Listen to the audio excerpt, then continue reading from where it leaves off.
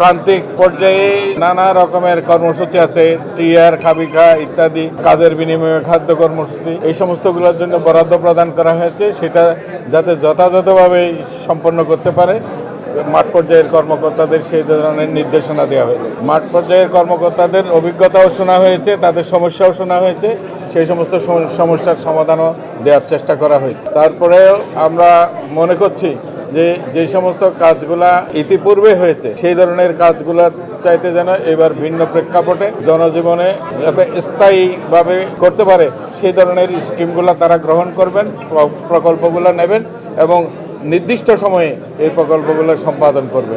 বিশেষ বরাদ্দ এখনো আমার কাছে চাওয়া হয় নাই, যেটা রীতিমতো বরাদ্দ সেটাই দেওয়া হয়েছে।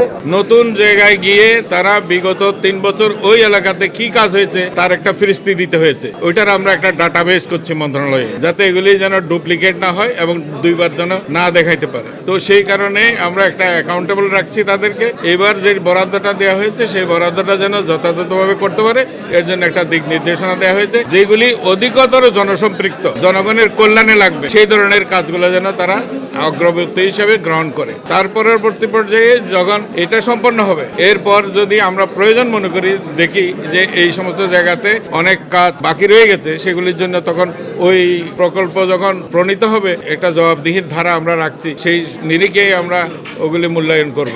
নতুন করে জাতীয় মুক্তিযোদ্ধা কাউন্সিল পুনর্গঠন করা হয়েছে, তাদের যেটা মুক্তিযোদ্ধার সংজ্ঞা এবং আইন ইত্যাদি যা ছিল সেগুলিও আমরা পরিবর্তনের জন্য উদ্যোগ নিয়েছি। মন্ত্রী পরিষদে এগুলি, উপদেষ্টা পরিষদে অনুমোদন হলে আমরা সেগুলিও কার্যকর করব। ইতিমধ্যে অনেক মুক্তিযোদ্ধা আমরা একটা অপশন রাখছিলাম, তবে সেটা আমরা এখনো অ্যানাউন্স করি নাই, যে যারা স্বেচ্ছায় চলে যেতে চায় তারা যেন এই সুযোগটা গ্রহণ করে।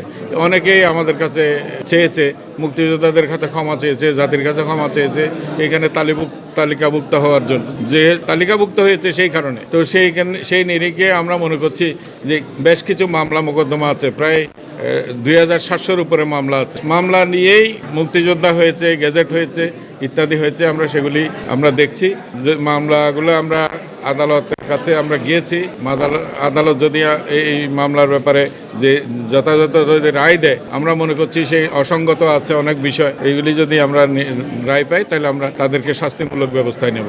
দুর্ভাগ্যজনক বিষয় হচ্ছে যে এই সমস্ত মুক্তিযোদ্ধা সৃষ্টির পিছনে বহু মুক্তিযোদ্ধার হাত রয়েছে। এটা উপজেলা পর্যায়ে, জেলা পর্যায়ে বিভিন্ন জায়গা থেকে এই জিনিসগুলো হয়েছে। এগুলির জন্য মুক্তিযোদ্ধা সংসদকেও সক্রিয় করার চেষ্টা করছি, এটাও সংসদও আসবে। তো সব মিলে আমরা এমন একটা উদ্যোগের মধ্যে যাচ্ছি যে আমরা যারা মুক্তিযোদ্ধা হয়েছে তাদেরকে জবাবদিহিতার মধ্যে আনতে পারবো।